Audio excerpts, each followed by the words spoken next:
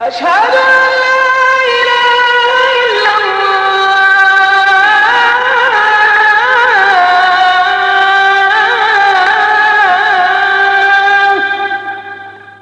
أشهد أن محمدا رسول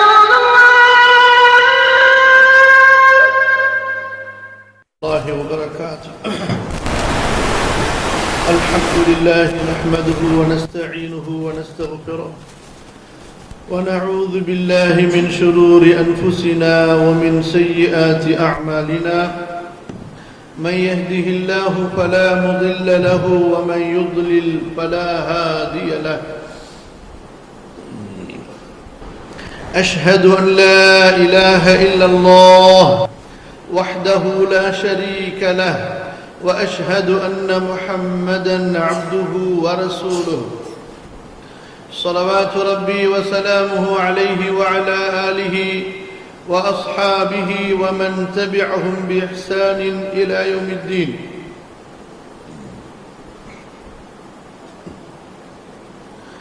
அல்லாஹ்வின் அடியார்களே, உங்களுக்காகவும் எனக்காகவும் அல்லாஹ்விடத்திலே ஈமானையும் இறையச்சத்தையும் நல்ல அமல்களை அதிகமாக செய்வதற்குரிய தௌஃபீக்கையும் வேண்டியவனாக தொடங்குகிறேன்.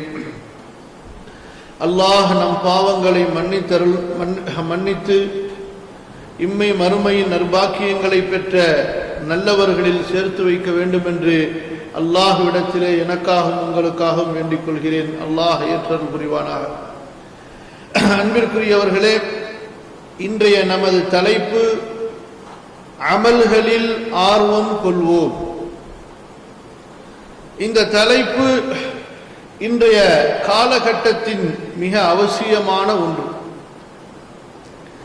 மக்கள் ஒரு பக்கம் பார்த்தால் இந்த துன்யாவை சம்பாதிப்பதிலே, இந்த உலக லாபங்களை ஈட்டுவதிலே, இந்த உலக வஸ்துக்களை சேகரிப்பதிலே, பொருளாதாரத்தை திரட்டுவதிலே ஈடுபட்டு ஆர்வப்பட்டு அதில் மிகுந்த பிரயாசை எடுத்து தங்கள் முழு வாழ்க்கையை செலவழித்துக் கொண்டிருக்கிறார்கள். கொஞ்சம் கவனித்து கேளுங்கள். ஒரு மனிதன் இந்த காலத்திலே அவனுடைய சிறு பிராயத்தையும் வாலிப பிராயத்தையும் எதில் செலவழிக்கிறான்? ஒரு சின்ன கணக்கெடுத்து பாருங்கள். குழந்தை 3 வயதை தாண்டியவுடன் அந்த குழந்தையை பள்ளிக்கூடத்தில் கொண்டு போய் சேர்க்கிறார்கள். பிறகு அவன் பள்ளிக்கூடத்திலிருந்து, பாலர் பள்ளியிலிருந்து, பிறகு பிரைமரி தொடக்க பள்ளி, பிறகு நடுநிலை, பிறகு உயர்நிலை, பிறகு கல்லூரி, அதற்கு பிறகு பல்கலைக்கழகம் என்று அவன் அந்த படிப்பு சூழலில் இருந்து வெளியே வரும்போது குறைந்தபட்சம் 22 வயதை அல்லது 21 வயதை அவன் அடைந்து விடுகிறான். சரியா இல்லையா? அதாவது ரசூலுல்லாஹி ஸல்லல்லாஹு அலைஹி வஸல்லம் சொன்னார்கள், எனது உம்மத்துடைய வயது 60 to 70 வரை என்று. அப்படி என்றால் அந்த வயதில் 1/3 பகுதி மனிதன் எங்கே கழிக்கிறான்? இன்றைய காலத்திலே எங்கே கழிக்கிறான்? பள்ளிக்கூடங்களிலே கழிக்கிறான். அந்த பள்ளிக்கூடங்கள் யாருடைய பள்ளிக்கூடங்கள்? மார்க்கத்தை அறியாத மக்களால் நடத்தப்படுகிற கல்விக்கூடங்கள். கல்விக்கூடங்கள் என்று சொல்லிவிட்டால் அதில் எல்லாம் அடங்கும். பாலர் பள்ளியிலிருந்து பல்கலைக்கழகம் வரை அந்த பள்ளி அதாவது கல்வி நிறுவனங்கள் இவையெல்லாம் மறுமையை அடிப்படையாக வைத்து நடத்தப்படுகிற கல்விக்கூடங்களா அல்லது உலக பொருளாதாரத்தை அடிப்படையாக வைத்து நடத்தப்படுகிற கல்விக்கூடங்களா? ஒரு முறை உங்களை கேட்டு பாருங்கள். சிறு பிராயத்திலே இந்த குழந்தையை சேர்த்ததிலிருந்து அவன் 21 வயதில் அல்லது 22 வயதில் அல்லது மேற்படிப்பு என்று படித்து 25 வயதிலே 26 வயதிலே அவன் வெளியே வருகிறான் என்றால் இந்த 25 ஆண்டுகளை அவன் செலவழித்தது மறுமையை அடிப்படையாக வைத்துள்ள கல்வி நிறுவனங்களிலா அல்லது உலகத்தை அடிப்படையாக வைத்துள்ள கல்வி நிறுவனங்களிலா என்றால் ஒரே பதில்தான் இருக்கும். பெரும்பாலான மக்கள் இந்த உலகத்தை மட்டும் அடிப்படையாக வைத்த கல்வி நிறுவனங்களில் தான் வாழ்க்கையை தொலைத்துவிட்டு வெளியே வருகிறார்கள். அப்ப வாழ்நாளின் மூன்றில் ஒரு பகுதி எங்கே கழிந்து விட்டது? கல்வி என்ற பெயரில் பொருளாதாரத்தை தேடுவதற்குண்டான வழிகளை தெரிந்து கொள்வதிலே வாழ்க்கையில் 1/3 தொலைந்து விட்டது. நினைத்து பாருங்கள், நாம் எவ்வளவு பெரிய ஏமாற்றத்திலே இருக்கிறோம் என்று. சரி, இரண்டாவது, படித்ததற்கு பிறகு வேலையை தேடி வேலை செய்வதிலே மனிதன் வாழ்நாளை செலவழிக்கிறான். அந்த டென்ஷனிலே, அந்த பரபரப்பிலே பலர் வாழ்க்கையை தொலைத்துக் கொண்டிருக்கும் போது அவர்களுடைய மரணம் அவர்களை அப்படியே அள்ளிக்கொண்டு சென்று விடுகிறது. நீங்கள் பல செய்திகளை கேட்டிருப்பீர்கள் உங்கள் வாழ்க்கையிலே அல்லது உறவினர்களுடைய வாழ்க்கையிலே. இங்கிருந்து வெளிநாட்டுக்கு சம்பாதிக்க சென்றவர்கள், போன் வந்தது, 60 வயதானது, 50 வயதானது, ஆனால் வருவதற்குரிய அந்த தயாரிப்பிலே இருக்கும் போது அவர் வரவில்லை, அவருடைய உடல் தான் வந்தது என்று. இப்படி அவர் வரவில்லை, அவருடைய உடல் தான் வந்தது என்று நாம் கேள்விப்படுகிறோம். கொஞ்சம் சிந்தித்து பாருங்கள் சகோதரர்களே, இந்த உலக வாழ்க்கை நம்மை எப்படி மயக்கிக் கொண்டிருக்கிறது, நாம் எப்படி அதில் மயங்கிக் கொண்டிருக்கிறோம். சரி, இப்போது மீண்டு வருவோம். இந்த வாழ்க்கையில இருந்து கொண்டு இதிலிருந்து வெளியேற முடியுமா என்று சொன்னால் அது மிக சிரமமான ஒன்று. இதிலிருந்து வெளியே வர முடியும் என்று சொன்னால் அது மிக சிரமமான ஒன்று. காட்டுக்கு செல்ல வேண்டும் அல்லது எங்கேயாவது வயலுக்கு கிராமத்திற்கு சென்று அப்படி ஒரு சூழ்நிலை ஏற்பட்டால் தான் முடியுமே தவிர நகரங்களிலே இருந்து கொண்டு என் பிள்ளைகளை பள்ளிக்கூடத்திற்கு அனுப்ப மாட்டேன், வேலைக்கு செல்ல மாட்டேன் என்றெல்லாம் முயற்சிப்பது முடியுமா என்ற அளவிற்கு நாம் நிர்பந்தத்தில் இருக்கிறோம். இப்போது நாம் என்ன தெரிந்து கொள்ளப் போகிறோம்? சரி, இந்த பரபரப்பான வாழ்க்கையில் வாழ்ந்து கொண்டே 20 ஆண்டுகளையோ 25 ஆண்டுகளையோ பள்ளிக்கூடங்களில், பள்ளி நிறுவனங்களிலே, கல்வி நிறுவனங்களிலே செலவழித்துக் கொண்டே அல்லது ஹலாலான ரிசுக்கை தேடி, பொருளாதாரத்தை தேடி நாம் தொழிலோ அல்லது வேலையோ செய்து கொண்டே எப்படி அமல்களையும் சேகரித்துக் கொள்வது? கணவன், மனைவி, குடும்பம், வாழ்க்கை, பொருளாதார சிந்தனைகள், பொருளாதார நெருக்கடிகள், இவற்றிலெல்லாம் இருந்து கொண்டும் மறுமையை தேட முடியுமா என்றால் அல்லாஹு தஆலா அப்படி மறுமையை நமக்கு இலகுவாக்கி வைத்திருக்கிறான். அதை தேடக்கூடிய வழிகளை இலகுவாக்கி வைத்திருக்கிறான். இங்கே தேவை என்ன? மனிதனுடைய உள்ளத்திலே, கல்விலே நாட்டம் ஏற்படுகிறதா? என்ன தேவை? நமது மனதிலே மறுமை, அதற்கு நான் தயாரிப்பு செய்ய வேண்டும், அதை நான் மறந்துடக் கூடாது, ரப்பை நான் திருப்திப்படுத்த வேண்டும், அங்கே அமல்கள் தான் பலன் கொடுக்கும், அந்த அமல்களை இங்கே நான் தேட வேண்டும். எனவே அமல்களின் பக்கம் இவருடைய கவனத்தை திருப்பினால் போதும், அல்லாஹு தஆலா கொள்ளை கொள்ளையாக அமல்களை கொள்ளையடிப்பதற்குண்டான வழிகளை இவனுக்கு பாதத்தின் அருகிலும், கண்ணுக்கு அருகிலும், கைகளுக்கு அருகிலும், நாவுக்கு அருகிலும் இவனை சுற்றியும் வைத்திருக்கிறான். சொல்வது புரிகிறதா? அமலுடைய தேட்டம், அமலுடைய விருப்பம், அமலுடைய நாட்டம், அமலின் மீது நேசம், அமலின் மீது ஆர்வம் வர வேண்டும். அந்த ஆர்வம் வந்தால் போதும், இன்ஷா அல்லாஹ். நீங்கள் டாக்டராக இருந்து நாளை மறுமையிலே ரசூலுல்லாஹிற்கு நெருக்கமாக இருக்கலாம். இன்ஜினியராக இருந்து ரசூலுல்லாஹிற்கு நெருக்கமாக இருக்கலாம் ஸல்லல்லாஹு அலைஹி வஸல்லம்.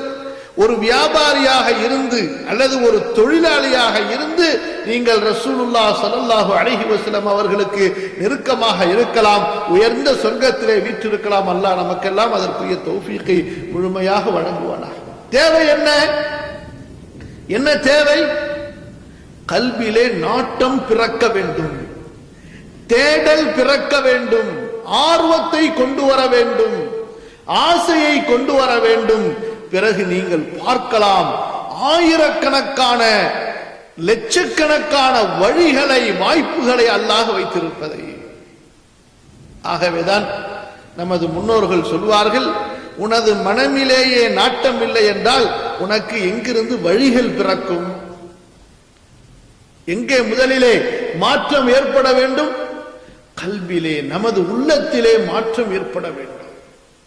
நமது உள்ளம் இன்றைய சூழ்நிலைகளிலே உலகத்தையே பார்த்து கொண்டிருக்கின்ற காரணத்தால், உலகத்தை பற்றியே கேட்டுக்கொண்டிருக்கிற காரணத்தால், உலகத்தை பற்றியே சிந்தித்துக் கொண்டிருக்கிற காரணத்தால் மறுமையை மறந்திருக்கிறது. எனவே அமல்களிலே நமக்கு ஆர்வம் வர வேண்டும் என்றால் முதலிலே மறுமையின் சிந்தனையை கொண்டு வர வேண்டும். என்ன சிந்தனை வர வேண்டும்? மறுமை ஆகிரத்துடைய சிந்தனையை கொண்டு வர வேண்டும், மௌத்துடைய சிந்தனையை கொண்டு வர வேண்டும், சொர்க்கத்தின் மீதுள்ள ஆவலை அதிகரிக்க வேண்டும், நரகத்தின் மீதுள்ள பயத்தை அதிகப்படுத்த வேண்டும், அந்த விசாரணை நாளை பற்றிய அச்சத்தை அதிகரிக்க செய்ய வேண்டும். இவை இருந்தால்தான் அமல்களிலே ஆர்வம் பிறக்கும். மறுமையின் நினைவு முழுமையாக கொண்டு வருவது, விசாரணை நாளுடைய நினைவை கொண்டு வருவது, மரணத்தின் நினைவை கொண்டு வருவது, சொர்க்கத்தின் மீது ஆவலை அதிகப்படுத்துவது, நரகத்தின் மீது பயத்தை அதிகப்படுத்துவது. இந்த 5 விதமான சிகிச்சைகளை அல்லாஹு தஆலாவும் அவனுடைய தூதர் ஸல்லல்லாஹு அலைஹி வஸல்லம் அவர்களும், அல்லாஹ் பாதுகாப்பானாக, அல்லாஹ்வுடைய தூதர் ஸல்லல்லாஹு அலைஹி வஸல்லம் அவர்களும் நமக்கு சொல்லித் தருகிறார்கள். இப்போது திறந்த சிந்தனையோடு குர்ஆனை படித்து பாருங்கள். அமல்களை அல்லாஹ் சொல்லுவான். அதற்கு முன்னும் பின்னும் பார்த்தால் ஆகிரத்தை, சொர்க்கத்தை, நரகத்தை, மறுமையை, விசாரணை நாளை அல்லாஹ் சொல்லுவான். சின்ன ஒரு உதாரணம் எடுத்துக் கொள்ளுங்கள். அலிஃப் லாம் மீம் ذلكல் கிதாபு லா ரைப ஃபீஹி ஹுதல் லில் முத்தகீன் அல்லதீன யுமினூன பில் கைப். தக்வாவை அல்லாஹ் சொல்கிறான். தக்வாவை சொல்லும்போது தக்வா உடையவர்களின் லட்சணங்கள் என்னவென்றால் அல்லதீன யுமினூன பில் கைப், மறைவான செய்திகளை பற்றி அல்லாஹ்வும் அல்லாஹ்வுடைய ரசூலும் சொன்னதை நம்புவார்கள். வயுகீமூன ஸலாத், தொழுகையை நிலைநிறுத்துவார்கள். அப்ப மறுமையை, கைபை நம்பாமல் தொழுகையை நிலைநிறுத்துவது என்பது வராது. பிறகு அல்லாஹ் சொல்கிறான் வமிம்மா ரஸக்னாஹும் யுன்ஃபிகூன், நாம் கொடுத்ததிலிருந்து தர்மம் செய்வார்கள். இப்படி அல்லாஹ் சொல்லும்போது கடைசியில என்ன சொல்கிறான்? வபில் ஆখিরাতি ஹும் யூகினூன், ஆகிரத்தை அப்படி உறுதியாக ஏற்றுக்கொள்வார்கள். அப்ப மறுமையின் நம்பிக்கை இல்லாமல் அமல்களில் ஆர்வம் என்பது கிடையாது. உங்களுக்கு மரணம் வருவதற்கு முன்னால் நீங்கள் நன்மைகளை சேகரித்துக் கொள்ளுங்கள். யா அய்யுஹல்லதீன ஆமனு தகுல்லாஹ் வல்தன்ظுர் நஃப்சும் மா கத்தமத் லிகதின் வத்தகுல்லாஹ், நம்பிக்கையாளர்களே அல்லாஹ்வை பயந்து கொள்ளுங்கள். மறுமைக்காக, நாளைய நாளுக்காக நீங்கள் எதை செய்து அனுப்பியிருக்கிறீர்கள் என்பதை சிந்தித்துக் கொள்ளுங்கள். வகத்திமூ லிஅன்ஃபுசிக்கும், உங்களுக்காக நீங்கள் அமல்களை முற்படுத்திக் கொள்ளுங்கள். அந்த நாள் வருவதற்கு முன்பதாக தர்மம் செய்து கொள்ளுங்கள். மின் கப்லி அன் யஅதிய யௌமுன் லா பைஉன் ஃபீஹி, வியாபாரம் இருக்காது, வலா குல்லத்துன், நட்பு இருக்காது, வலா ஷஃபாஅத்துன், பரிந்துரை இருக்காது. யா அய்யுஹல்லதீன ஆமனு தகுல்லாஹ், நம்பிக்கையாளர்களே அல்லாஹ்வை பயந்து கொள்ளுங்கள். இந்த நாள் வருவதற்கு முன்பதாக வஅலமு அன்னக்கும் முலாக்கூஹு, அல்லாஹ்வை நீங்கள் சந்திக்க வேண்டும் என்பதை உறுதியாக அறிந்து கொள்ளுங்கள். இப்படியெல்லாம் அல்லாஹு தஆலா நமக்கு சொல்கிறானே கண்ணியத்துக்குரியவர்களே, இந்த 5 விஷயங்களை நமது சிந்தனைக்கு மீண்டும் மீண்டும் கொண்டு வர வேண்டும். மௌத்துடைய சிந்தனையை கொண்டு வர வேண்டும், ஆகிரத்துடைய சிந்தனையை கொண்டு வர வேண்டும், விசாரிக்கப்படுகிற அந்த மஹ்ஷருடைய நிலையை நமது சிந்தனைக்கு கொண்டு வர வேண்டும், சொர்க்கத்தின் மீது ஆசையை கொண்டு வர வேண்டும், நரகத்தின் மீது உள்ள பயத்தை அதிகரிக்க செய்ய வேண்டும். குர்ஆனிலே நீங்கள் பார்த்தால் இறை தூதர்கள் அவர்களை அல்லாஹ் புகழும் போது அவர்களுடைய அமல்களைத்தான் அதிகமாக சொல்லுகிறார். மூமின்களை அல்லாஹ் சொல்லும் பொழுது அந்த மூமின்களுடைய உயர்ந்த பண்புகளை அல்லாஹ் சொல்லுகிறான். நீங்கள் குர்ஆனிலே நீங்கள் எடுத்து பாருங்கள். உதாரணத்திற்கு சில சூறாக்களையும் அந்த சூறாக்களிலே இருக்கின்ற வசனங்களின் எண்களையும் உங்களுக்கு சொல்கிறேன். வீடுகளுக்கு சென்று அந்த குறிப்புகளை எடுத்து பாருங்கள். மூமின்களை பற்றி சொல்லும் போது அல்லாஹ் என்னென்ன பண்புகளை கொண்டு சொல்கிறான். இந்த 5 பண்புகள் ஈமானை அதிகரிக்க செய்யக்கூடிய, இறை நம்பிக்கையை வலுப்படுத்தக்கூடிய, அமல்களிலே ஆர்வத்தை ஏற்படுத்தக்கூடிய இந்த 5 பண்புகளை அல்லாஹ் ரப்புல் ஆலமீன் மூமின்களுக்கு சொல்லியதற்கு பிறகு அவர்களை போற்றி புகழும் போதெல்லாம் அவர்களுடைய அமல்களை குறித்து தான் சொல்கிறான். யாராக இருந்தாலும் சரி, நபிமார்களாக இருந்தாலும் சரி, அவர்களை பின்பற்றக்கூடிய நல்லவர்களாக இருந்தாலும் சரி, அல்லாஹு தஆலா அவர்களுடைய அமல்களை கொண்டுத்தான் நமக்கு அறிமுகப்படுத்துகிறான். அவர்களுடைய நல்ல அமல்களை கொண்டுத்தான் அல்லாஹ் ரப்புல் ஆலமீன் நம்மை அடையாளப்படுத்துகிறான். சஹாபாக்களை எடுத்துக்கொள்ளுங்கள். உதாரணத்திற்கு சஹாபாக்களை குர்ஆனிலே அல்லாஹ் சொல்லும் போது எப்படி சொல்கிறான்? ஒன்று, அவர்களுடைய ஹிஜ்ரத்தை அல்லாஹ் சொல்கிறான். அல்லாஹ்விற்காக ஊரை, நாட்டை, பிறந்த பூமியை அர்ப்பணித்தவர்கள் என்று. இரண்டாவது, அப்படி அர்ப்பணித்து வந்தவர்களை தங்கள் உயிரை விட நேசித்தார்கள் ஒரு கூட்டம் என்று அன்சாரிகளை அல்லாஹ் சொல்கிறான். எந்த விதத்திலும் கருமித்தனத்தை காட்டவில்லை என்று சொல்கிறான். பிறகு சஹாபாக்களை பற்றி, ஒட்டுமொத்த சஹாபாக்களை பற்றி, அல் முஹாஜிரூன் அல் அன்சார் என்று அறியப்பட்ட அந்த குர்ஆனிய முந்திய இஸ்லாமிய சமுதாயத்தை பற்றி அல்லாஹு தஆலா குர்ஆனிலே வர்ணிக்கும் போது அவர்கள் உயிரை கொண்டும் பொருளை கொண்டும் அல்லாஹ்வுடைய பாதையிலே ஜிஹாது செய்தார்கள் என்று சொல்கிறான். நபியோடு அவர்கள் பாசம் காட்டினார்கள், நபிக்கு அவர்கள் உதவி செய்தார்கள், நபியோடு போருக்கு புறப்பட்டார்கள், தங்களது உயிரை அல்லாஹ்விற்காக சொர்க்கத்திற்கு பகரமாக விற்றார்கள் என்று அல்லாஹ் சொல்கிறான். இப்படி ஒரு பக்கம் அர்ப்பணிப்புகளை அல்லாஹு தஆலா பட்டியல் போட்டுக் கொண்டு வரும்போது கவனித்து கேளுங்கள், இவையெல்லாம் என்ன? அர்ப்பணிப்புகள், தியாகங்கள். இந்த தியாகங்களை கொண்டுதான் இந்த தீன் நிலை பெற்றது. இந்த தியாகங்களின் மீதுதான் அல்லாஹ்வுடைய இந்த இஸ்லாமிய மார்க்கம் அமைக்கப்பட்டது.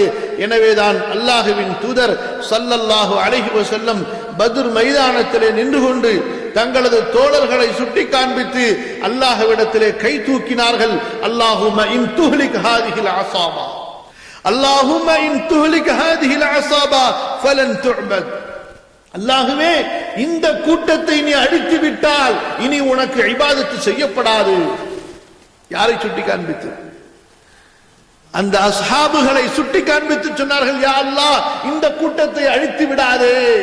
அப்படி நீ இந்த கூட்டத்தை அழித்து விட்டால் இனி உனது இபாதத் இந்த பூமியிலே நடக்காது அல்லாஹ். அப்படி என்றால் எதை சொல்கிறார்கள்?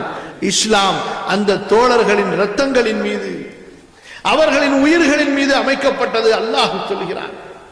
அவர்களுடைய தியாகங்களை ஏற்றுக்கொண்ட ரப்பு அதற்கு சாட்சி சொல்கிறான். ஒரு பக்கம் இவை என்ன? சஹாபாக்களுடைய அர்ப்பணிப்புகள், தியாகங்கள், தத்ஹியாத் என்று சொல்லப்படும். இன்னொரு பக்கம் பாருங்கள், அல்லாஹ் அக்பர், சூரத்துல் ஃபத்ஹுடைய கடைசி வசனம் எடுத்துக்கொள்ளுங்கள். தராஹும் ருக்கஅன் சுஜ்ஜதா, தராஹும் ருக்கஅன் சுஜ்ஜதா. நபியே, நீங்கள் அந்த தோழர்களை பார்ப்பீர்கள் ருக்கூ செய்தவர்களாக, சுஜூது செய்தவர்களாக. சூரத்து நூரிலே அல்லாஹ் சொல்கிறான், அவர்கள் காலை மாலைகளிலே அல்லாஹுவின் வேதத்தை ஓதுவார்கள் என்று பார்க்கும்போது, அந்த சஹாபாக்களுடைய இபாதத்துகளை அல்லாஹ் வர்ணிக்கும் போது, அமல்களை வர்ணிக்கும் போது தொழுகையை கொண்டு வர்ணிக்கிறான், குர்ஆன் ஓதுவதை கொண்டு அல்லாஹ் வர்ணிக்கிறான், ஏழை எளியவர்களுக்கு தான தர்மங்கள் செய்வது கொண்டு வர்ணிக்கிறான், நன்மைகளை ஏவுவது, தீமைகளை தடுப்பது, இவற்றை கொண்டு அல்லாஹ் வர்ணிக்கிறான், அல்லாஹ்விற்கும் அல்லாஹ்வுடைய தூதருக்கும் பணிவதை கொண்டு அல்லாஹ் வர்ணிக்கிறான். சொல்வது புரிகிறதா? இப்ப அல்லாஹ் சுப்ஹானஹு வ தஆலா நபிமார்களை எந்த பண்புகளை கொண்டு வர்ணிக்கிறானோ அந்த பண்புகளை கொண்டு அப்படியே அந்த நபித்தோழர்களை அல்லாஹ் வர்ணிக்கிறான். ரசூலுல்லாஹ்வுடைய அஸ்ஹாபுகளை, சஹாபாக்களை அல்லாஹ் வர்ணிக்கிறானே, இவையெல்லாம் எதை கொண்டு வர்ணிக்கிறான்? அமல்களை கொண்டு தான் வர்ணிக்கிறான். சகோதரர்களே, இபாதத்துகளை கொண்டு, வணக்க வழிபாடுகளை கொண்டு, அல்லாஹ்விற்கு அவர்கள் செய்த இறை வழிபாடுகளை கொண்டு வர்ணிக்கிறான். அவர்களுடைய துன்யாக்களை கொண்டு அல்லாஹ் வர்ணிக்கவில்லை, அவர்களுடைய உலக செல்வங்களை கொண்டு அல்லாஹ் வர்ணிக்கவில்லை, அவர்களிடத்தில் இருந்த நல்ல அமல்களை கொண்டு அல்லாஹ் நமக்கு அவர்களை வர்ணித்து காட்டுகின்றான். இப்போது குர்ஆனுடைய வசனங்களை நீங்கள் எடுத்து பாருங்கள். அல்லாஹ் சுப்ஹானஹு வ தஆலா அமல்களை, இபாதத்தை சொல்லும் போது அதற்கு அவன் பயன்படுத்தக்கூடிய வாசகம், வாக்கியம் இருக்கிறது. وَسَارِعُوا إِلَى مَغْفِرَةٍ مِّن رَّبِّكُمْ وَجَنَّةٍ عَرْضُهَا السَّمَاوَاتُ وَالْأَرْضُ أُعِدَّتْ لِلْمُتَّقِينَ. எப்படி சொல்கிறான்? நிதானத்தை, அமைதியை, பொறுமையை கடைபிடிக்க சொல்கிற அல்லாஹு தஆலா மறுமை என்று வரும்போது, ஆகிரத் என்று வரும்போது, சொர்க்க அமல்கள் என்று வரும்போது அங்கே பயன்படுத்தக்கூடிய வார்த்தையே வேறு விதமான வார்த்தை. அதில் ஒன்றுதான் சூரா ஆல இம்ரான் 3வது அத்தியாயத்தினுடைய 133 136 வரை உள்ள வசனங்கள். அந்த வசனத்தின் தொடக்கத்திலே அல்லாஹ் என்ன சொல்கிறான்? வசாரிஉ. இது எதிலிருந்து வருகிறது? சரஅ யஸ்ரஉ சுர்அத்தன், அதிலிருந்து வரக்கூடிய வார்த்தை சாரஅ யுசாரிஉ முசாரஅத்தன். சரஅ யஸ்ரஉ சுர்அத்தன் என்றால் ஸ்பீட், சுர்அத்துன், சுர்அத்துன் என்றால் ஸ்பீட், வேகம். அதிலிருந்து சாரஅ என்றால் என்ன பொருள்? ஒருவரை விட ஒருவர் வேகமாக செல்லுங்கள். இன்று நாம் எதிலே வேகமாக சென்று கொண்டிருக்கிறோம்? ரோட்டிலே செல்லும் போது நடப்பதிலோ, வாகனம் ஓட்டுவதிலோ பிறரை முந்தி செல்ல வேண்டும் என்று நாம் சென்று கொண்டிருக்கிறோம். அங்கே அல்லாஹ் சொல்கிறான் நமக்கு. சூரா லுக்மானை நாம் விவரிக்கும் போது சொன்னோம், வக்ஸித் ஃபீ மஷ்இக, நீ தெருக்களிலே, பாதைகளிலே செல்லும் போது, நடக்கும் போது அமைதியாக, நிதானமாக நடந்து செல், அவசரமாக ஓடாதே என்று அங்கே சொல்லப்படுகிறது. மறுமை என்று வரும்போது அல்லாஹ் என்ன சொல்கிறான்? ஒருவரை விட ஒருவர் வேகமாக செல்ல பாருங்கள். வசாரிஉ. இப்போது புரிகிறதா? நான் இவரை விட வேகமாக செல்ல வேண்டும். இந்த காரியத்திலே, மறுமை காரியத்திலே அல்லாஹ் சொல்கிறான், இலா மக்ஃபிரத்தின் மிர் ரப்பிக்கும் வ ஜன்னத்தின் அர்துஹா ஸமாவாத்து வல் அர்த். அல்லாஹ்வுடைய, உங்கள் ரப்புடைய மன்னிப்பை அடைவதற்கு ஒருவரை விட ஒருவர் வேகமாக வரப்பாருங்கள். ஏனென்றால் போட்டி இருந்தால்தான் உங்களுக்கு வியாபாரம் நிலை பெறும். போட்டி இருந்தால்தான் வியாபாரம் சூடாக இருக்கும். போட்டி இருந்தால்தான் உற்சாகம் இருக்கும். போட்டி இருந்தால்தான் விழிப்பாக இருப்பார்கள். போட்டி இருந்தால்தான் செயல்பட்டு கொண்டிருப்பார்கள். உதாரணத்திற்கு, இப்ப தெருவிலே ஒரே ஒரு கடை தான் இருக்கு, வேற கடையே இல்லை என்றால் அந்த கடைக்கார் எவ்வளவு தெனாவட்டா இருப்பார், எவ்வளவு தெனாவட்டாக இருப்பார். அதே நேரத்தில் தெருவிலே, பாசாரிலே ஒன்றுக்கு மேற்பட்ட பல கடைகள் இருக்கிறது என்றால் அந்த கடைக்காரர்கள் எல்லாம் கிராக்கிகளை கிராக்குகளை நம் பக்கம் இழுக்க வேண்டும், கஸ்டமர்களை தன் பக்கம் இழுக்க வேண்டும் என்பதற்காக அவ்வளவு சர்வீஸ் செய்வார்கள். உற்சாகமாக இருப்பார்கள், வேகமாக இருப்பார்கள், பணிந்து பணிந்து அவர்கள் வியாபாரம் செய்து கொண்டிருப்பார்கள். ஏன்? அங்கே போட்டி இருக்கிறது. அல்லாஹ் என்ன சொல்கிறான்? இந்த தீனையும் அல்லாஹு தஆலா ஒரு திஜாரத், ஒரு வியாபாரமாக சொல்கிறான்.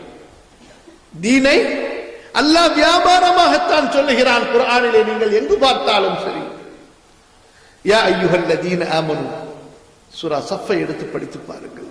யா அய்யுஹல்லதீன ஆமனு ஹல் அதுல்லுக்கும் அலா திஜாரத்தின் துன்ஜீக்கும் மின் அஸாபின் அலீம், உங்களை நரக நெருப்பிலிருந்து பாதுகாக்கக்கூடிய ஒரு வர்த்தகத்தை நான் உங்களுக்கு சொல்லித் தரட்டுமா? சூரா தௌபாவிலே சொல்லும்போது இன்னல்லாஹ இஷ்தரா மினல் முஃமினீன், மூமின்களிடமிருந்து அல்லாஹ் விலைக்கு வாங்கி கொண்டான். அல்லாஹ் விலைக்கு வாங்கி கொண்டான் அவர்களது உயிர்களை, அவர்களது செல்வங்களை என்று சொல்கிறான். காஃபிர்களை பற்றி அல்லாஹ் குர்ஆனிலே சொல்லும்போது எப்படி சொல்கிறான் தெரியுமா? அவர்களை ஒரு நஷ்டமடைந்த வியாபாரிகளாக சொல்கிறான். எப்படி? நஷ்டமடைந்த வியாபாரிகளாக சொல்கிறான்.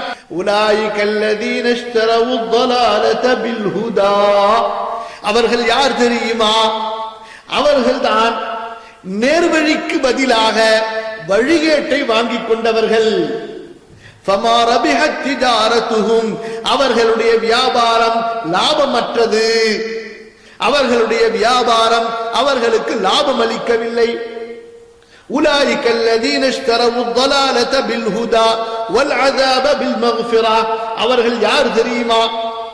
நேர்வழிக்கு பதிலாக வழிகேட்டை வாங்கியவர்கள், அல்லாஹ்வுடைய மன்னிப்புக்கு பதிலாக, அல்லாஹ்வுடைய மன்னிப்புக்கு பதிலாக தண்டனையை வாங்கிக் கொண்டவர்கள். மேலும் அல்லாஹ் சொல்கிறான், அவர்கள் யார் தெரியுமா? அல்லதீன யஷ்ரூனல் ஹயாத்தத் துன்யா, இந்த உலக வாழ்க்கையை அவர்கள் வாங்கிக் கொள்கிறார்கள் மறுமைக்கு பதிலாக. அல்லதீன யஷ்ரூனல் ஹயாத்தத் துன்யா பில் ஆখিরা, மறுமைக்கு பதிலாக உலகத்தை வாங்கிக் கொள்கிறார்கள். மூமின்களை பற்றி சொல்லும்போது அல்லாஹ் எப்படி சொல்கிறான்? மூமின்கள் யார்? وَمِنَ النَّاسِ مَن يَشْرِي نَفْسَهُ ابْتِغَاءَ مَرْضَاتِ اللَّهِ, மூமின்கள் யார் தெரியுமா? அவர்கள் தங்களது உயிர்களை, தங்களது செல்வங்களை அல்லாஹ்விற்காக, மறுமைக்காக விற்று விடுகிறார்கள். எதை அடைவதற்காக? எதை அடைவதற்காக? சொர்க்கத்தை அடைவதற்காக, சொர்க்கத்தை அடைவதற்காக. சுப்ஹானல்லாஹ். இப்படி ஒரு கூட்டம், இப்படி ஒரு கூட்டம். காஃபிர்களின் கூட்டம் என்ன செய்கிறது? மறுமையை விற்று சொர்க்கத்தை தேடுகிறார்கள். அல்லாஹ்வுடைய மன்னிப்பை விற்று அவனுடைய தண்டனையை வாங்குகிறார்கள். நேர்வழியை விற்று வழிகேட்டை வாங்குகிறார்கள். மூமின்களுடைய கூட்டத்தை அல்லாஹ் சொல்கிறான். மூமின்கள் யார்? துன்யாவை விற்றுவிட்டு சொர்க்கத்தை வாங்குவார்கள். அல்லாஹ்வுடைய தண்டனையிலிருந்து பாதுகாத்துக் கொள்வதற்காக அல்லாஹ்வுடைய மக்ஃபிரத்தை வாங்குவார்கள். தங்களது உயிர் பொருளை அர்ப்பணித்து விட்டு அவர்கள் சொர்க்கத்தை வாங்குவார்கள். கண்ணியத்திற்குரியவர்களே, அல்லாஹு தஆலா இந்த தீனை குர்ஆனிலே சொல்லும் போது எப்படித்தான் வர்ணிக்கிறான்? எப்படி வர்ணிக்கிறான்? மறந்துட்டீங்க. வியாபாரமாக, வர்த்தகமாக அல்லாஹ் வர்ணிக்கிறான். ஆகவேதான் அல்லாஹ் என்ன சொல்கிறான்? இப்போது நீங்கள் போட்டி போடுங்கள். எதிலே போட்டி போட்டுக் கொண்டிருந்தீர்கள்? எதிலே? ரிஸ்கிலே, இந்த துன்யா திஜாரத்திலே போட்டி போட்டீர்கள் அல்லவா? நீங்கள் இப்போது நான் உங்களுக்கு சொல்கிறேன், அல்லாஹ் கூறுகிறான், வஸ்ஸாரிஉ இலா மக்ஃபிரத்தின் மின் ரப்பிக்கும், உங்கள் இறைவனுடைய பாவ மன்னிப்பை அடைவதிலே இப்போது ஒருவரை விட ஒருவர் வேகமாக வரப்பாருங்கள். வஜன்னத்தின், அந்த சொர்க்கத்தை அடைவதிலே ஒருவரை விட ஒருவர் வேகமாக வாங்கள். ஆகவேதான் சஹாபாக்களை பார்க்கிறோம், அதற்கு முந்தைய இறை தூதர்களை பார்க்கிறோம், இபாதத்திலே அந்த அளவு ஆர்வப்பட்டார்கள். வணக்க வழிபாடுகளிலே சிரமத்தை எடுத்தார்கள், பிரயாசை எடுத்தார்கள். எதற்காக வேண்டி? அந்த சொர்க்கத்தை அடைவதற்காக. அது போன்று பாருங்கள், சூரா அல் ஹதீத் 57வது அத்தியாயம் அதிலே 20 21 வரை உள்ள வசனங்களை கொஞ்சம் படித்து பாருங்கள். அல்லாஹ் எப்படி சொல்கிறான்? முதலிலே இந்த உலக வாழ்க்கையின் அற்ப தன்மையை சொல்லுகிறான். يعلموا انما الحياه الدنيا لعب ولهو وزينة وتفاخر بينكم وتكاثر في الاموال والاولاد. ஒட்டுமொத்த உலக வாழ்க்கை இதுதான். கொஞ்ச நாள் விளையாட்டு, கொஞ்ச நாள் வேடிக்கை, பிறகு கொஞ்சம் அலங்காரம் லைஃப் ஸ்டைல், பிறகு பெருமை, பிறகு யாரிடத்திலே அதிகம் இருக்கிறது என்ற போட்டி, அவ்வளவுதான். இதற்கு பிறகு ஒன்றுமே இல்லை. சிறு பிராயத்திலே குழந்தைகளாக இருக்கும் போது விளையாட்டு, பிறகு வேடிக்கை பார்த்தல், வாலிபத்தை அடையும் போது அழகை தேடுதல், பிறகு செல்வத்தை தேடுதல், பிறகு யார் அதிகம் என்ற போட்டி, அதற்கு பிறகு என்ன? எவ்வளவுதான் சம்பாதித்து வைத்திருந்தாலும் சேகரித்து வைத்திருந்தாலும் மௌத்தை தடுக்கக்கூடிய ஒரு மருந்தை மனிதனால் சேகரித்து விட முடியுமா? மரணத்திலிருந்து தப்பிக்கக்கூடிய ஒரு சிகிச்சையை அவனால் அடைந்து கொள்ள முடியுமா? மரணத்தை தடுக்கக்கூடிய ஒரு கோட்டையை அல்லது ஒரு பலத்தை தனக்கு ஏற்படுத்திக் கொள்ள முடியுமா? ஐனமா தக்கூனு யுத்ரிக்குமுல் மௌத் வலவ் குன்தும் ஃபீ புரூஜின் முஷய்யதா. பலமான உயரமான கோட்டைகளுக்குள் இருந்தாலும் சரியே மரணம் உங்களை அடைந்து கொள்ளும். நீங்க தேடி போக வேணாம், குதிக்க வேணாம். நீங்க இன்றைக்கு மரணத்தை தேடி குதிக்கிறார்கள், தொங்குகிறார்கள், விழுகிறார்கள், பாய்கிறார்கள், குடிக்கிறார்கள். அல்லாஹ் என்ன சொல்கிறான்? நீ எதுவுமே செய்ய வேணாமப்பா, அது உன்னை தேடி வரும். குல் இன்னல் மௌத்தல்லதி தஃபிர்ரூன மின்ஹு குல் இன்னல் மௌத்தல்லதி தஃபிர்ரூன மின்ஹு. ஒதுங்கள். அடுத்து என்ன? ஃபஇன்னஹு முலாக்கீக்கும். எந்த மரணத்தை பார்த்து நீங்கள் ரொம்ப விரண்டு ஓடுகிறீர்களோ அது உங்களை சந்திக்க வரும். நீங்க அதை சந்திக்கணும்னு தேட வேண்டாம்.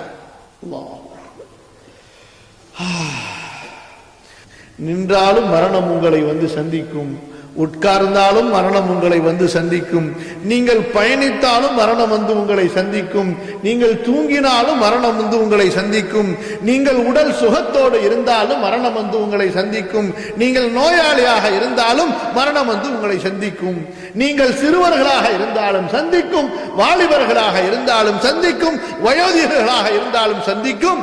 மரணம் உங்களை சந்தித்தே தீரும். அதற்கென்று முடிவு செய்யப்பட்ட நேரத்தில்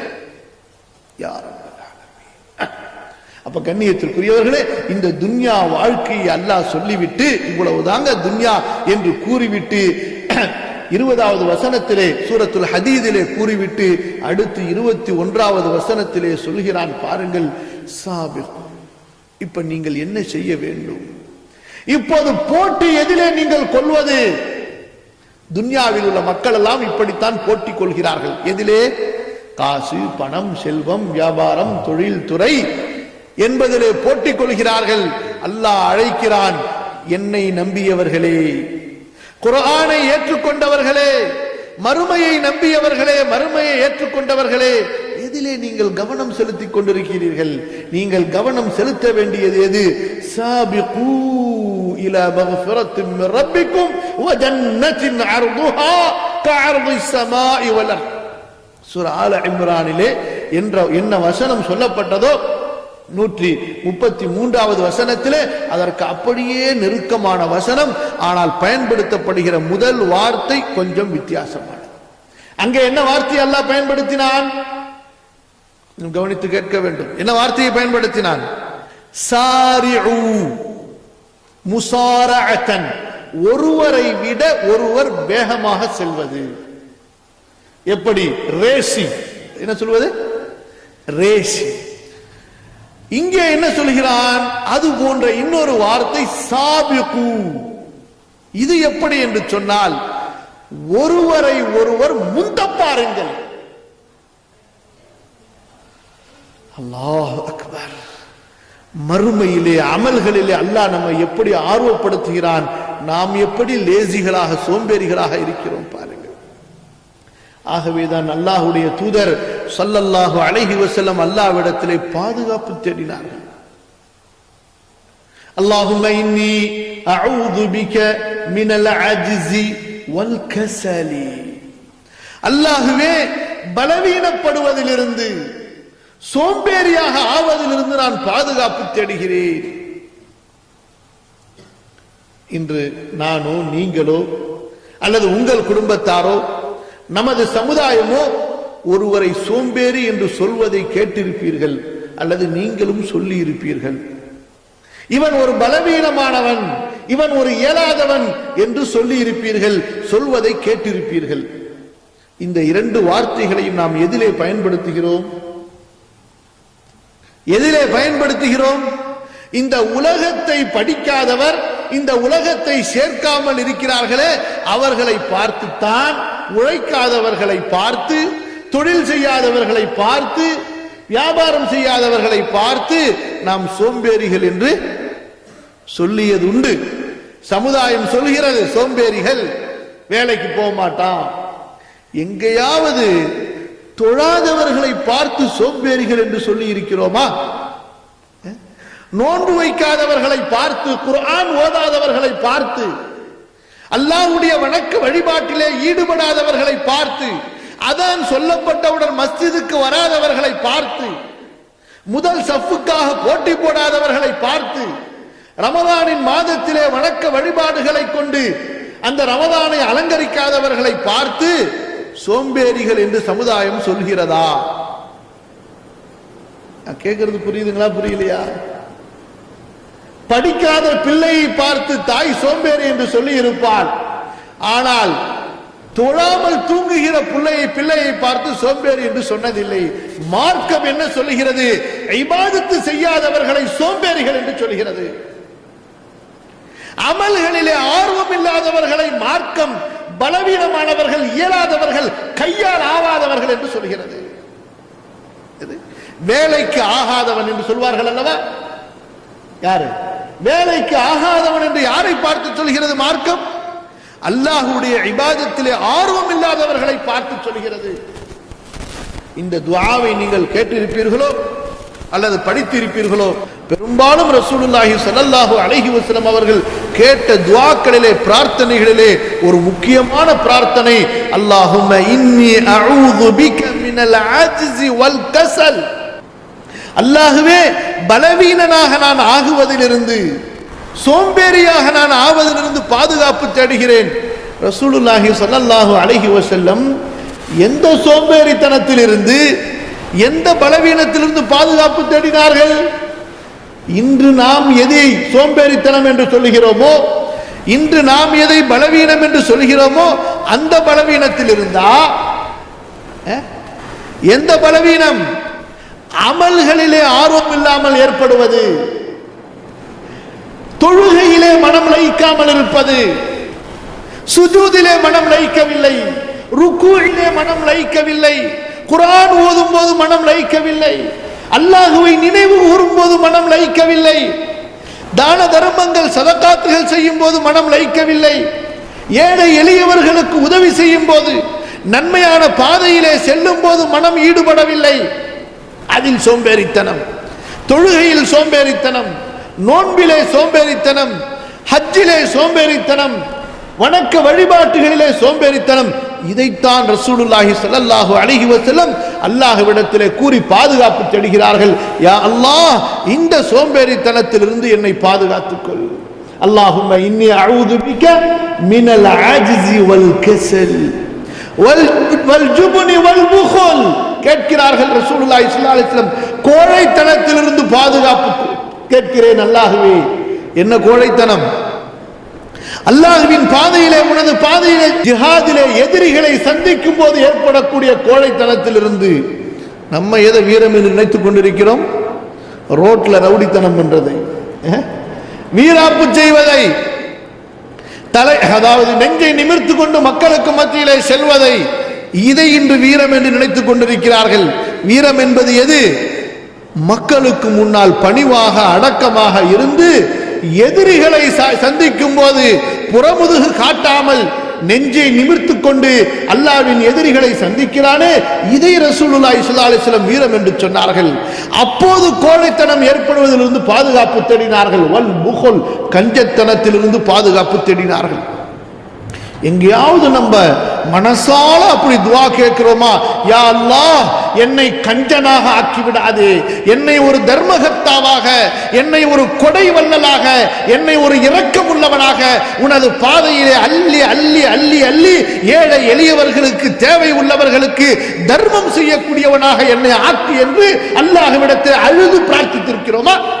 காசு கொடு, காசு கொடு, பணத்தை கொடு, பணத்தை கொடு, நிறைய கொடு, நிறைய கொடுன்னு சொல்லிட்டு எவ்வளவு கேட்டிருப்போம், கேட்டிருக்கிறார்கள்.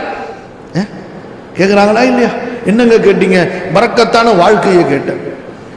அல்லாஹ்வின் பாதையிலே யா அல்லாஹ் உனக்கு கொட்டி கொட்டி கொடுக்க வேண்டும், எனக்கு இல்லை என்றாலும் உனது அடியார்களுக்கு கொடுக்க வேண்டும். ஒரு தடவை மனமுருகி அழுது சுஜூதுல கேட்டு பாருங்கள், பிறகு பாருங்கள் உள்ளம் விசாலமாகுவதை. யா அல்லாஹ் என்னை ஒரு சகியாக, தர்மம் கொடுக்கக்கூடியவனாக என்னை ஆக்கு, என்னை உனது பாதையிலே செலவழிக்கக்கூடியவனாக ஆக்கு, ஏழைகளின் கண்களின் கண்ணீரை துடைக்கக்கூடியவனாக என்னை ஆக்கி. ஏன் கேட்பதில்லை? காசு கொடு, காசு கொடு, பரக்கத்தை கொடு, பரக்கத்தை கொடு, வியாபாரத்தை கொடு, தொழிலை கொடு, நல்ல வேலை, காசு காசு காசு, பணம் பணம், எவ்வளவு கேட்கிறார்கள். கேட்கிறார்களே. அல்லாஹ் என்ன சொல்கிறான்? அல்லாஹ்வுடைய இறை தூதர்களை பற்றி அல்லாஹ் என்ன சொல்கிறான்? சஹாபாக்களை பற்றி அல்லாஹ் என்ன சொல்கிறான்? லன் தனாலுல் பிர்ர ஹத்தா துன்ஃபிகு மிம்மா துஹிப்பூன். உங்களுக்கு விரும்பியதை தர்மம் செய்யாத வரை நன்மையை பெற முடியாது. வந்துட்டார் யா ரசூலல்லாஹ் ஸல்லல்லாஹு அலைஹி வஸல்லம், இப்படி ஒரு வசனத்தை நீங்கள் ஓதி காட்டியதாக நான் கேள்விப்பட்டேன். எனக்கு ஒரு தோட்டம் இருக்கிறது, 600 பேரித்த மரங்கள் அதில் இருக்கின்றன. அல்லாஹ்வின் தூதரே, அல்லாஹ்வின் பாதையிலே சதகாவாக ஆக்கிவிட்டேன், எங்கு விரும்புகிறீர்களோ அங்கு வைத்துக் கொள்ளுங்கள். லஹா ஹைஃபு தஷா யா அர்ஹமர் ரஹீமீன். நபி அவர்கள் சொன்னார்கள், ஓ இவ்வளவு பெரிய தோட்டமா? பரவாயில்லை பரவாயில்லை, அது அல்லாஹ்வின் பாதையிலே இப்படி சதகாவாக கொடுப்பதற்கு நான் இன்னொரு சதகாவின் வழியை சொல்கிறேன். உனது உறவினர்களுக்கு நீ அதை தர்மமாக வக்ஃப் செய்துவிடு. அப்படியா அல்லாஹ்வின் தூதரே, அது உங்களது கட்டளையா? எனது தந்தையின் சகோதரர்களின் பிள்ளைகளுக்கு நான் அதை நிலையான தர்மமாக ஆக்கிவிட்டேன். யாருக்கு? எனது தந்தையின் சாச்சா, பெரிய சாச்சா, சின்ன சாச்சாவுடைய பிள்ளைகளுக்கு நான் அதை தர்மமாக ஆக்கிவிட்டேன். சுப்ஹானல்லாஹ். மகிழ்ச்சியோடு திரும்பி செல்கிறார்கள். கேட்டார்கள் அல்லாஹ்விடத்திலே, யா அல்லாஹ் செலவழிப்பதற்குண்டான வாய்ப்பை கொடு. அமல்களுடைய ஆர்வம் இதுதான் சகோதரர்களே. அல்லாஹ் என்ன சொல்கிறான்? வஸாபிகு. இங்க என்ன சொல்கிறான்? இங்க சாபிகு சொல்லுங்க. சாபிகு சாபிகு. அங்கே என்ன சொன்னான்? சாரிஉ. இங்கே என்ன சொல்கிறான்? சாபிகு. அங்கே சாரிஉ என்பதற்கு என்ன பொருள்? ஒருவரை விட ஒருவர் வேகமாக செல்ல பாருங்கள். இங்கே சாபிகு, ஒருவரை ஒருவர் முந்த பாருங்கள். இரண்டுமே ரேசிங் தான். இரண்டுமே என்ன? ரேசிங். நீங்கள் துன்யாவிலே ரேசிங் செய்கிறீர்கள், அல்லாஹ் சொல்கிறான் நீங்கள் ஆகிரத்திலே ரேசிங் செய்யுங்கள். எப்படிங்க?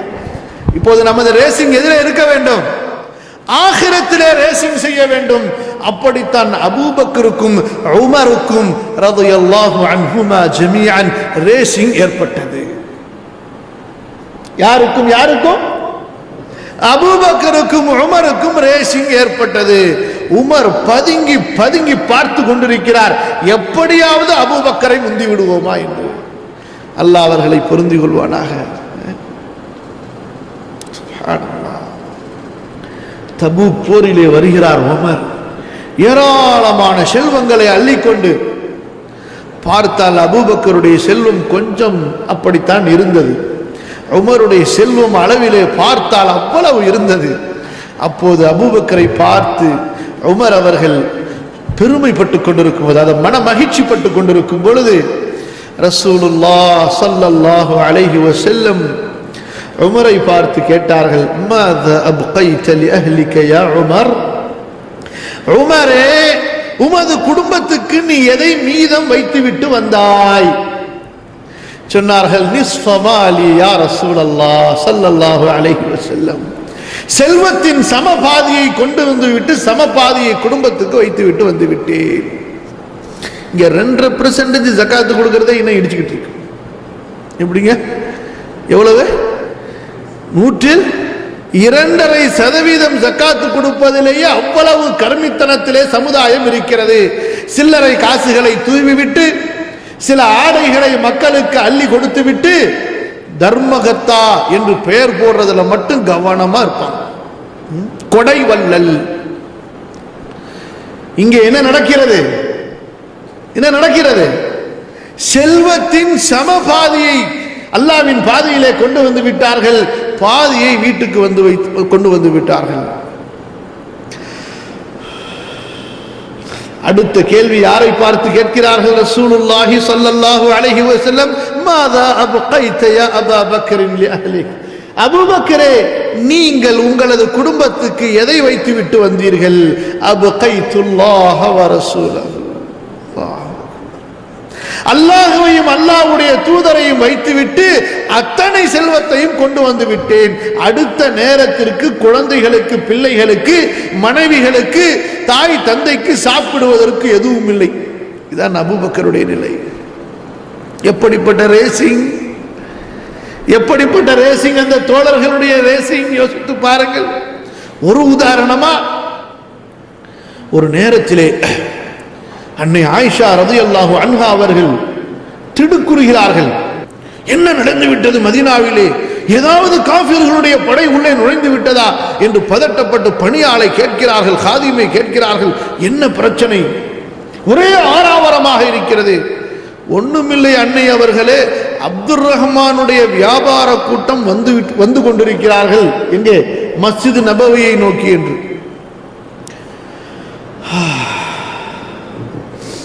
800 ஒட்டகங்கள்.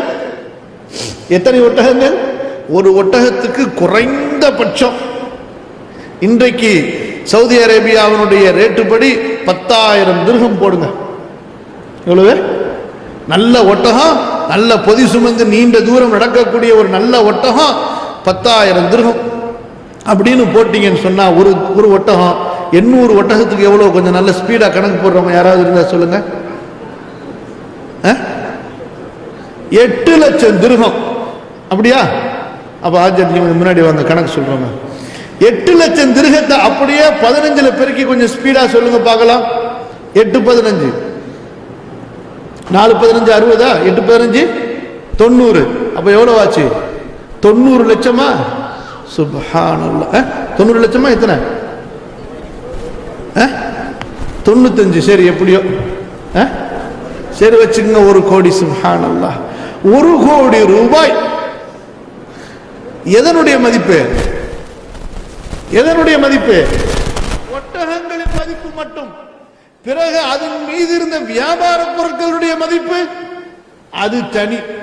இப்படி 800 ஒட்டகங்கள் ஒரே நேரத்திலே காஃபிலாவாக, கார்வானாக அப்படியே மதீனாவிற்குள் பூந்தால் எப்படி இருக்கும்? புழுதிகளை கிளப்பிக் கொண்டு பிள்ளைகளின் ஆரவாரம், அங்கே வியாபாரிகளின் ஆரவாரம். செய்திகளை கேட்கிறார்கள் அன்னை ஆயிஷா. அப்படியா? சுப்ஹானல்லாஹ். அல்லாஹ் அப்துர் ரஹ்மானுக்கு பரக்கத்து செய்யட்டும், அல்லாஹ் அவரை மன்னிப்பானாக. அவருக்கு நபி அவர்கள் சொன்ன செய்தி தெரியுமா என்று கேட்டார்கள்.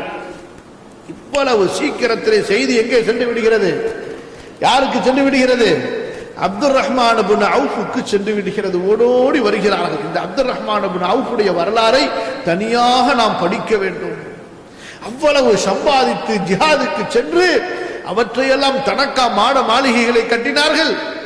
அல்லாஹ் அக்பர். அவ்வளவு தியாகங்களும் அர்ப்பணிப்புகளும் தர்மங்களும் நிறைந்த வாழ்க்கை வரலாறு அப்துர் ரஹ்மான் இப்னு அவுஃபுடைய வாழ்க்கை வரலாறு.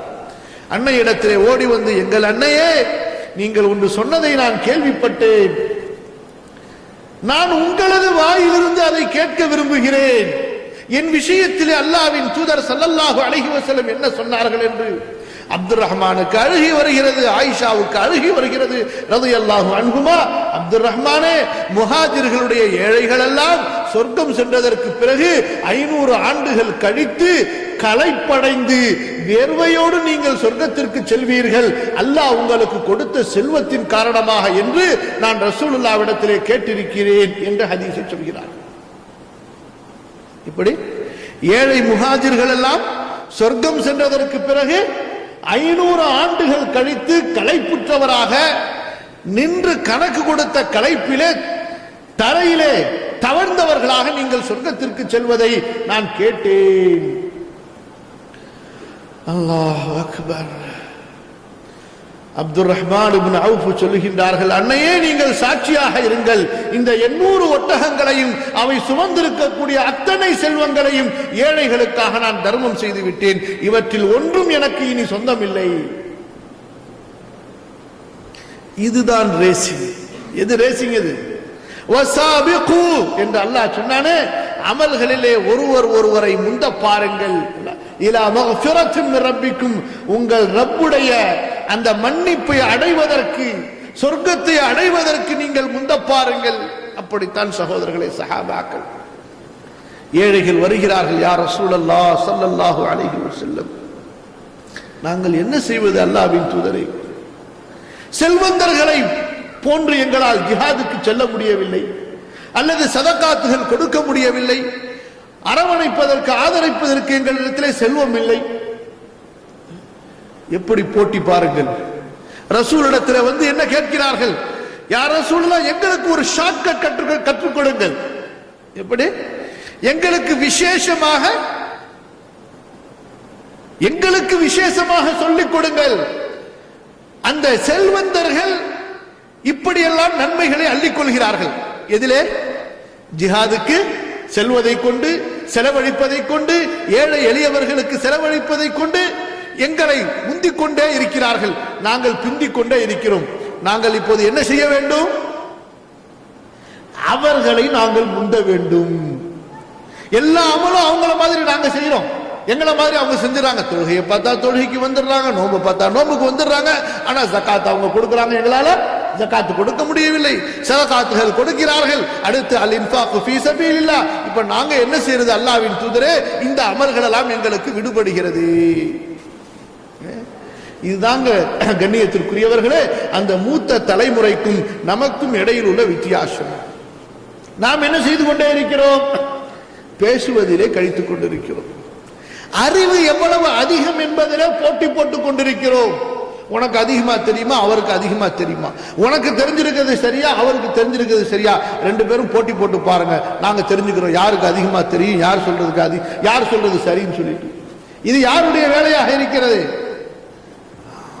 உள்ளங்கள் வறண்டவர்கள், மறுமையை மறந்தவர்கள், அமல்களிலே ஆர்வம் இல்லாதவர்கள். ஒரு சமயம் ஹசன் பஸ்ரி ரஹ்மத்துல்லாஹி அலைஹி மஸ்ஜிதுக்கு வருகிறார்கள். அங்கே பார்த்தால் ஒரு கூட்டம், இது ஹலாலா அது ஹராமா, இதுக்கு என்ன ஆதாரம், அதுக்கு என்ன ஆதாரம், நீ அள்ளி போடு நான் அள்ளி போடு, யார் பூந்து விளையாடுறா அப்படின்னு பேசிக் கொண்டிருக்கிறார்கள். இன்றைய காலத்தில் பேசுறாங்க பாத்தீங்களா? அப்படி ஒரு கூட்டம். ஹசன் பஸ்ரி ரஹ்மத்துல்லாஹி அலைஹி அவர்களை பார்த்து தங்கள் மாணவர்களுக்கு ஒரே ஒரு வாக்கியத்தை அழகாக சுருக்கமாக சொல்லிவிட்டு கடந்து சென்றார்கள். ஹாஉலாஇ கௌமுன் மல்லு ஃபில் இபாதத்தி ஃபஷ்தகலு பில் மிரா. இவர்கள் யார் தெரியுமா? அல்லாஹ்வை இபாதத்து செய்வதிலே சோர்வடைந்தவர்கள், சடைவடைந்தவர்கள், அதிலே ஆர்வம் இல்லாதவர்கள். எனவேதான் இப்படி தர்க்கத்திலே ஈடுபட்டுக் கொண்டிருக்கிறார்கள். வாருங்கள் நாம் செல்வோம் என்று தங்கள் மாணவர்களை அழைத்துக் கொண்டு சென்று விட்டார்கள். அமல்களிலே ஆர்வம் உள்ளவன், இபாதத்திலே ஆர்வம் உள்ளவன், நாளை மரணித்தால் எந்த அமல்களை கொண்டு அல்லாஹ்வை நான் சந்திப்பேன் என்பதிலே துடிப்புள்ளவன், இது போன்ற இந்த தர்க்கங்களிலே விவாதங்களிலே அவன் ஈடுபட்டுக் கொண்டிருப்பானா? சரி, ஒன்றுக்கு வருவோம். இது கூடுமா அது கூடாதா என்பதிலே விவாதம், இது சரியா அது சரியா இல்லையா என்பதிலே விவாதம். சரி, ஏன் இந்த சந்தேகமானதையெல்லாம் விட்டுவிட்டு தெளிவானது, உறுதியானது, ஊர்ஜிதமானது என்று இருக்கிறது அல்லவா, அதை செய்தால் என்ன? அதிலே ஆர்வம் என்ன? அதிலே ஒருவர் முந்தினால் என்ன? அதை பற்றியெல்லாம் பேசுவதற்கு இங்கே நேரம் இல்லை. தொழுகையை நிலைநிறுத்துங்கள் நிலைநிறுத்துங்கள் நிலைநிறுத்துங்கள் என்று அல்லாஹ் சொல்லிக்கொண்டே இருக்கிறான். அதற்கு எந்த விதமான ஒரு போராட்டமோ அதற்கு எந்த விதமான ஒரு பிரச்சாரமோ இல்லை.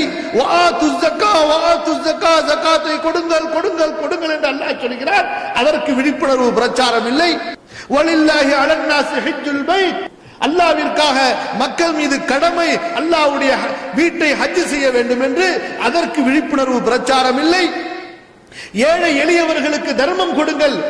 فلقتحم العقبة وما أدراك ما العقبة فك رقبة أو إطعام في يوم ذي مسغبة يتيما ذا مقربة أو مسكينا ذا متربة ثم كان من الذين آمنوا وتواصوا بالصبر وتواصوا بالمرحمة.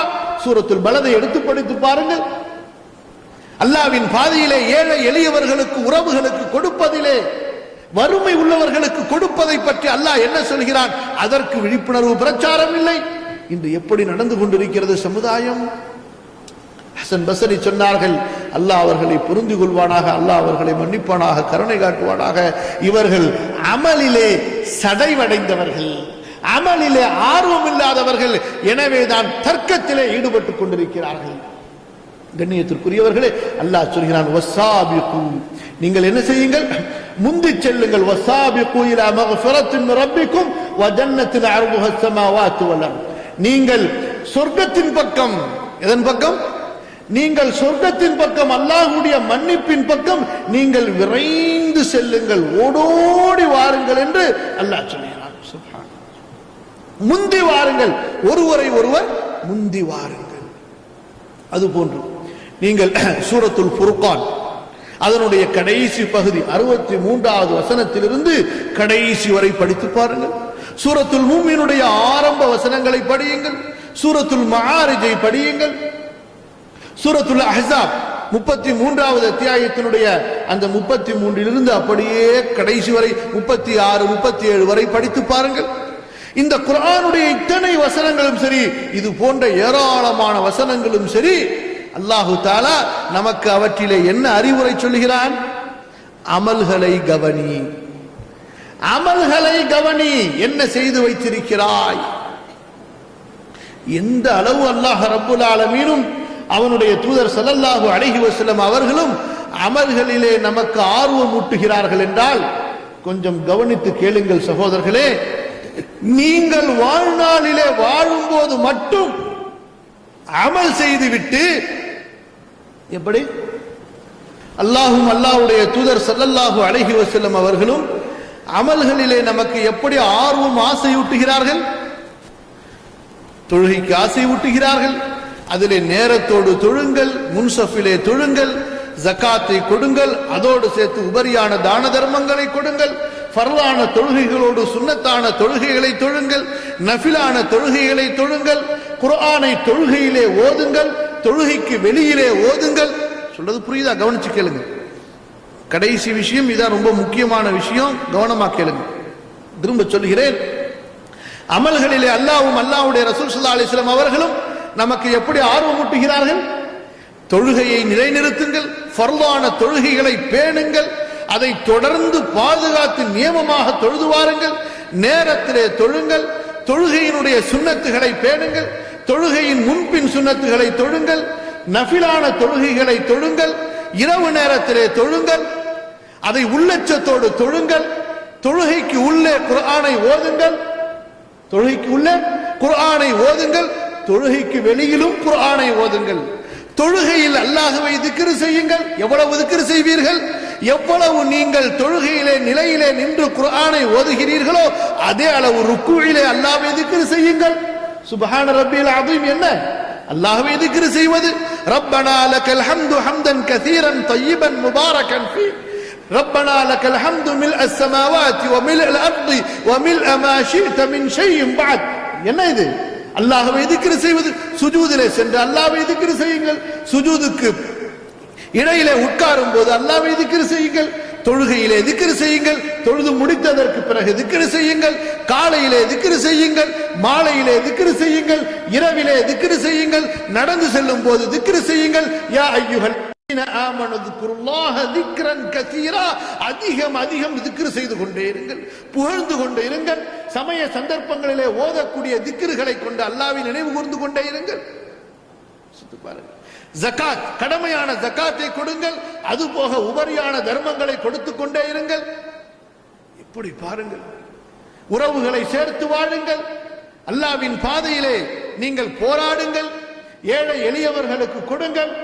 இப்படி ஃபர்லிலிருந்து நஃபிலுகள் வரை அப்படியே இபாதத்துகளை காலையிலிருந்து மாலை வரை, மாலையிலிருந்து காலை வரை எல்லா நாட்களிலும் இபாதத்துகளை அல்லாஹ்வும் அல்லாஹ்வுடைய தூதரும் நமக்கு சொல்லிக் கொண்டே இருக்கிறார்கள். ஒரு நாள் கூட நமக்கு ஹாலிடே என்பது கிடையாது. இருக்கா? உலகத்தில் எல்லா மதக்காரர்களுக்கும் அவர்களுடைய இபாதத்துக்கு ஹாலிடே இருக்கிறது. முஸ்லிம்களுக்கு இபாதத்திலே ஹாலிடே என்பது கிடையாது. எங்கேயாவது மஸ்ஜிதை ஒரு நாள் பூட்டி போட்டாங்கன்னு சொல்ல முடியுமா? 5 நேரம், இன்றைக்கு பெருநாளுங்க, பள்ளிவாசல் 5 நேர தொழுகை கிடையாது சொல்ல முடியுமா? அஸ்தக்ஃபிருல்லாஹல் அஸீம். பெருநாள்னு சொன்னா நீங்க காலையில தொழுவீங்க, அதுக்கு பிறகு லுஹர், அஸர், மக்ரிப் தொடர்ந்து கொண்டே இருக்கும். வணக்க வழிபாடுகள் முஸ்லிமை விட்டு பிரியாது. தொடர்ந்து வணக்க வழிபாடுகள் அவனை துரத்தி கொண்டே இருக்கும். அவன் அந்த வணக்க வழிபாட்டை நோக்கி சென்று கொண்டே இருக்க வேண்டும். அந்த அளவுக்கு அல்லாஹ்வும் அல்லாஹ்வுடைய ரசூலும் அமல்களிலே ஆர்வம் ஊட்டியவர்கள். இங்கே ஒன்றை கவனித்து நாம் முடிப்போம் இன்ஷா அல்லாஹ். சகோதரர்களே, அல்லாஹ் எப்படி சொல்கிறான்? நீங்கள் வாழும்போது இப்படி வணங்குகிறீர்கள். கவனமா கேளுங்க. வாழும்போது இப்படி வணங்குகிறீர்கள், தொழுகிறீர்கள், நோன்பு நோக்கிறீர்கள், ஜகாத்து சதகாத்துகள் செய்கிறீர்கள், இபாதத்துகளை சேகரித்துக் கொண்டே செல்கிறீர்கள். நீங்கள் இறந்து விட்டால் என்ன செய்வது? நீங்கள் இறந்ததற்கு பிறகும் வணக்க வழிபாடுகளின் நன்மைகள் உங்களை தொடர வேண்டும். அதற்கு நீங்கள் என்ன செய்து வைத்திருக்கிறீர்கள்?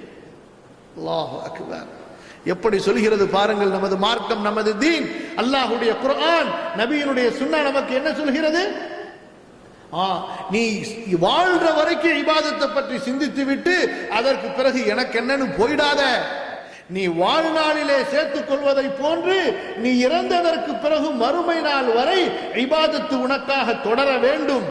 அதற்கு அல்லாஹ்வும் அல்லாஹ்வுடைய தூதரும் சொல்லிக் கொடுக்கின்ற அமல்களை பாருங்கள். இமாம் இப்னு மாஜா ரஹ்மத்துல்லாஹி அலைஹி அபூ ஹுரைரா ரலியல்லாஹு அன்ஹு அவர்களின் மூலமாக பதிவு செய்கிறார்கள். قال رسول الله صلى الله عليه وسلم إن مما يلحق المؤمن من عمله وحسناته بعد موته.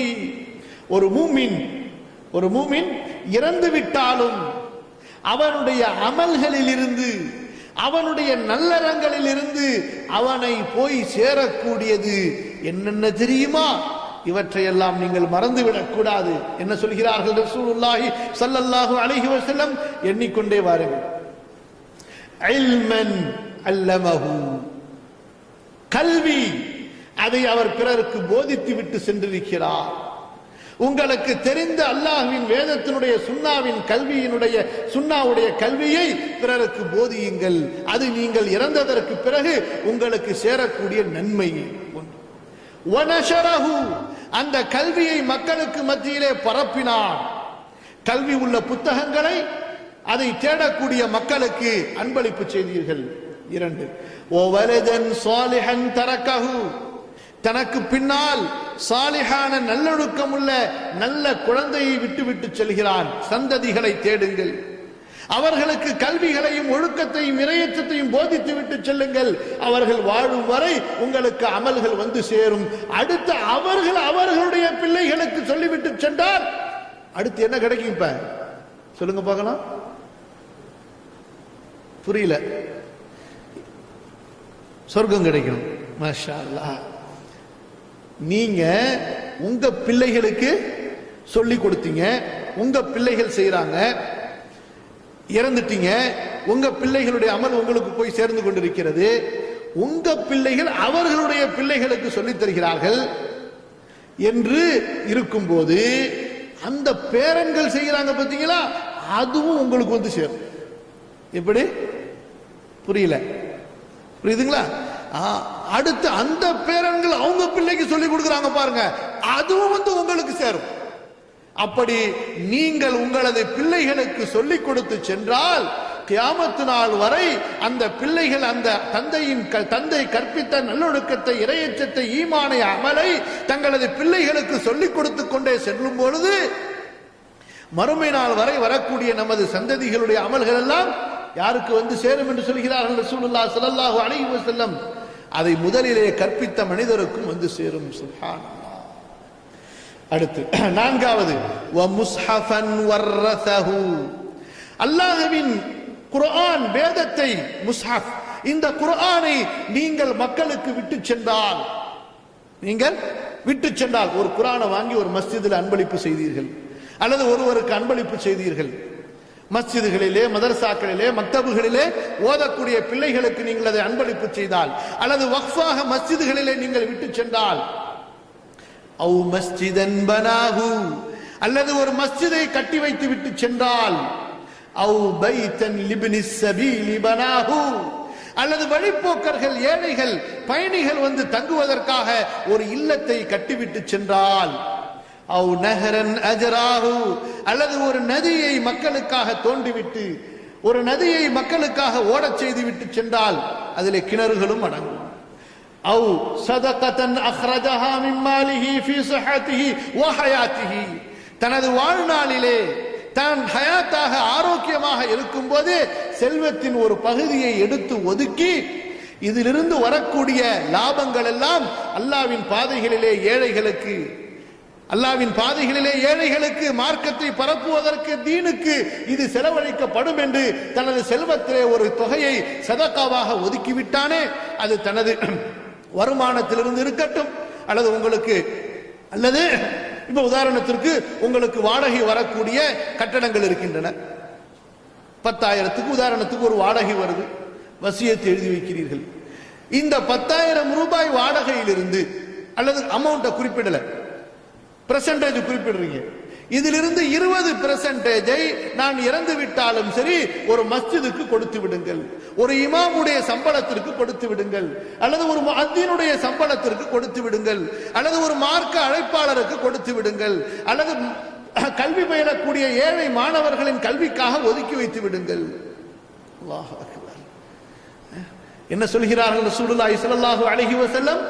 இவையெல்லாம் நீங்கள் இறந்து விட்டாலும் உங்களுக்கு நன்மைகளாக வந்து சேரும் என்று, இறந்ததற்கு பிறகும் ஒரு மூமின் அமல்களை செய்து அந்த அமல்கள் அவனுக்கு கிடைத்து கொண்டே இருக்க வேண்டும் என்ற அளவிற்கு அமல்களிலே ஆர்வமூட்டுகிறார்கள் என்றால், அல்லாஹ்வும் அல்லாஹ்வுடைய தூதரும் இன்று முஸ்லிம்களிலே பலர் நமது பலவீனமான நிலை என்ன? வாழும் பொழுது அன்றாட அமல்களை கூட சிந்திக்காமல், அதிலே ஆர்வம் கொள்ளாமல், அமல்களை பாழாக்கி நாசமாக்கி கொண்டு வீண் விதண்டாவாதங்களிலும் தர்க்கங்களிலும் தேவையற்ற காரியங்களிலும் நேரத்தை வீணடித்துக் கொண்டிருந்தால், கண்ணியத்திற்குரிய சகோதர சகோதரிகளே, அல்லாஹுவை எந்த முகத்தை கொண்டு சந்திப்போம் நினைத்து பாருங்கள். கடைசியிலே சொன்ன ஹதீஸை உங்களுக்கு மீண்டும் ஒரு முறை நினைவுபடுத்தி முடிக்கின்றேன். நமது மரணத்திற்கு பின்னால் நாம் அல்லாஹ்விடத்திலே நன்மைகளை பெற வேண்டும் என்றால், முதலாவது இல்மை கற்று மக்களுக்கு கற்றுக் கொடுக்க வேண்டும், அதை பரப்புவதற்குண்டான வழிகளை செய்ய வேண்டும், நல்ல குழந்தைகளை உருவாக்க வேண்டும், அல்லாஹ்விற்காக அல்லாஹ்வுடைய வேதத்தை வக்ஃப் செய்ய வேண்டும், அல்லாஹ்வுடைய மஸ்ஜிதை கட்ட வேண்டும், அல்லது வழிப்போக்கர்கள் தேவை உள்ளவர்களுக்காக ஒரு பொதுவான தர்ம இல்லத்தை உருவாக்க வேண்டும், அல்லது ஏழைகளோ மக்களோ பயன்பெறுவதற்காக தண்ணீர் நிலைகளை, அது ஆறோ கிணறோ அவற்றை உருவாக்க வேண்டும், அல்லது நமது செல்வத்திலிருந்து நிரந்தரமாக ஏழைகளுக்கு தேவை உள்ளவர்களுக்கு அல்லாஹ்வுடைய தீனுக்கு அதனுடைய லாபங்கள் போய் சேருகின்ற அளவிற்கு ஒரு தர்மத்தை உருவாக்க வேண்டும். இப்படி 8 விஷயங்களை அல்லாஹ்வுடைய தூதர் ஸல்லல்லாஹு அலைஹி வஸல்லம் நமக்கு கூறி, அதன் மூலமாக உங்களுடைய அமல்களை நீங்கள் தக்க வைத்துக் கொள்ளுங்கள். கபரிலே நீங்கள் சென்று தேவைப்படும் போது இந்த அமல்கள் உங்களுக்கு பயன் தரும். கண்ணியத்திற்குரியவர்களே, நாமும் நமது குடும்பத்தார்களும் அமல்களிலே கவனம் செலுத்தினால் அல்லாஹ் நமது பிரச்சனைகளை தீர்த்து விடுவான். நமது வறுமையை அல்லாஹ் இந்த அமல்களை கொண்டு நீக்குவான். நமது மன நெருக்கடிகளை அல்லாஹ் நமக்கு இந்த அமல்களை கொண்டு நீக்குவான். உலக பிரச்சனைகளை அல்லாஹ் நீக்குவான். எல்லா விதமான கஷ்டங்களை துன்பங்களை அல்லாஹு தஆலா அமல்களை கொண்டு நீக்குவான். அமல்களிலே ஆர்வம் கொள்வோமாக, அமல்களிலே ஆர்வப்படுத்துவோமாக. எனது பாவத்தையும் உங்கள் பாவங்களையும், எல்லா மூமின்கள் முஸ்லிம்களுடைய பாவங்கள், இறந்துவிட்டவர்கள் உயிராக உள்ளவர்களுடைய பாவங்களை அல்லாஹ் மன்னித்து அவனுடைய கருணை காட்டப்பட்ட நல்ல மக்களிலே அல்லாஹ் சேர்த்து அருள் புரிவானாக. அஸ்தக்ஃபிருல்லாஹல் அஸீம் லீ வ லக்கும் வ அஸ்தஅஃபி அன்னி வ அன்கும். வஸ்ஸலாமு அலைக்கும் வ ரஹ்மத்துல்லாஹி வ பரகாத்துஹு.